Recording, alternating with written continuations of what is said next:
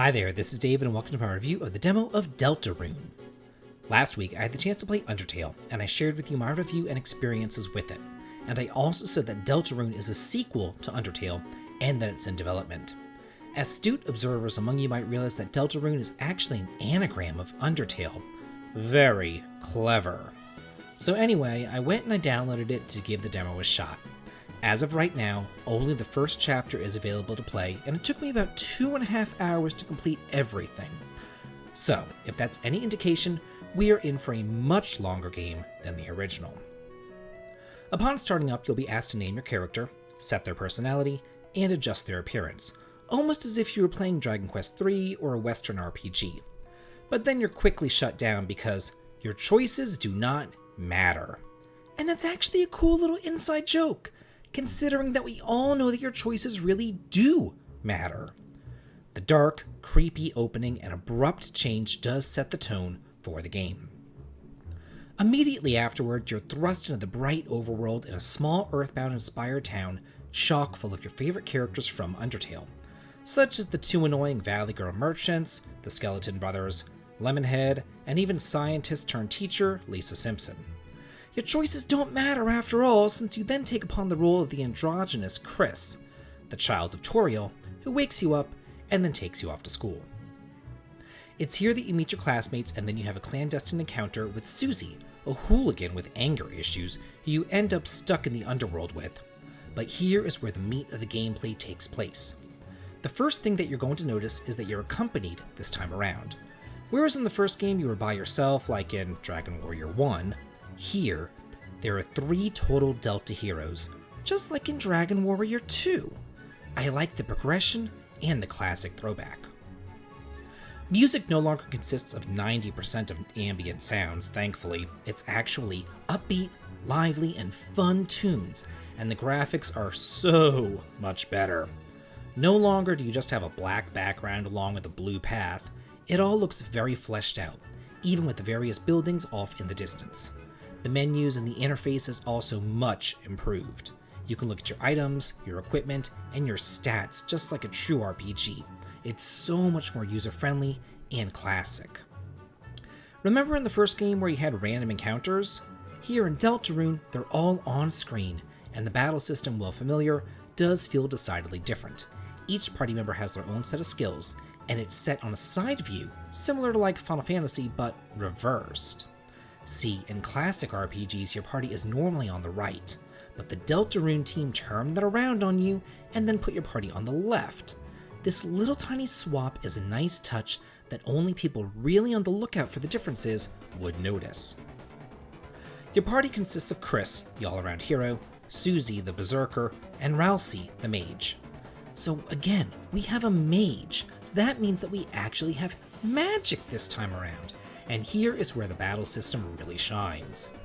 Each of your party members has skills which cost TP, and you gain your TP in 2 different ways. First by defending, which will net you 20 TP. However, an easier, more passive way is to get it by just dodging the bullets enemies fire. If you just kind of graze by and you almost get hit by the enemy's attacks, your heart will give off a little aura, signifying that you gained a point of TP. Also, the more TP you have after each battle, the more money you gain, so it does behoove you to play kind of tactically and get more money. It's a risk versus reward system, and I like it. Since leveling up is not an option, money, items, and equipment is at a paramount. That being said, it is a blessing that the merchants will buy your old equipment, because it didn't in the first game, which really pissed me off. In Undertale, you had the choice of killing monsters and gaining levels. That choice is taken from you here though. Fighting though is still a legitimate choice, but if you beat the monsters, they will run away, netting you no experience. In fact, it is impossible to gain experience, so you're always stuck with your base stats. Now, this works twofold. Because fighting is a legitimate path to victory, you don't have to worry about killing enemies. However, there are still other ways to get rid of them too, such as whacking on them until they're tired out and then pacifying them with a spell, or using actions to make them come around. I do appreciate that there are multiple ways to get to the same final destination of clearing out the battle. The Chapter 1 demo featured a few real boss fights, mostly against this Metal King. The first time around, you had to bow to him to loosen his crown. But then the second time, Susie took Rousey and he threw him like a rocket to loosen his crown. Whenever I saw this, I busted out laughing. It was funny, tactical, and clever at the same time. It was the same boss, but with two different ways of fighting him. I love it. No longer is your heart restricted during boss fights. Instead, you actually have to use actions, spells, and your own brain to figure these things out. I approve. As you explore, you're going to be encountering many puzzles. Just as in Undertale though, nothing's too bad. It's all very simple. This is not Lufia 2.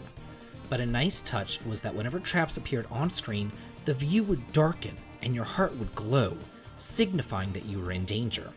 There's also hidden passages to find, along with hidden items and sweet moments interspersed with some freaky, creepy ass shit. You never know where the story's going to take you here. After you escape the underworld, you're allowed to explore your hometown and you can interact with your old friends and classmates, as well as see the sights, buildings, and secrets strewn all about. You'll also be able to undertake optional side quests, as well as fight a hidden boss, but I am not going to spoil anything here.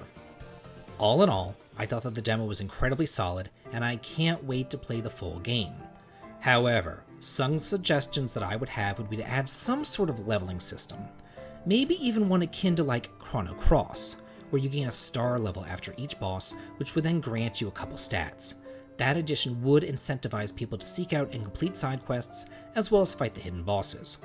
Also, and maybe this is just me, but I have to wonder why the developer spent so much time on Susie.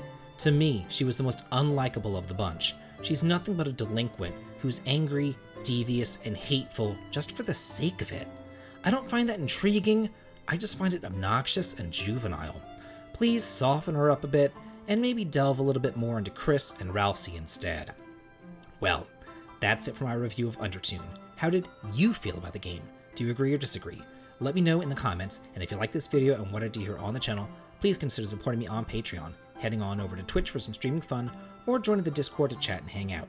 The links to them can be found in the video description. This has been David. If you like this, please like, comment, and subscribe, and have a good day. Hi guys, this is David, and I do hope that you enjoyed my review of Chapter 1 of Deltarune. I made that review roughly a week or two ago, and in the interim time since I made it and the review actually went live on my channel, Deltarune Chapter 2 has been released as a demo on Steam. You can go to the Steam page and you can download the demo of Chapter 1 and 2 and play them for free right now. And do please look forward to my review of Deltarune Chapter 2 coming up more than likely next week. Have a good day.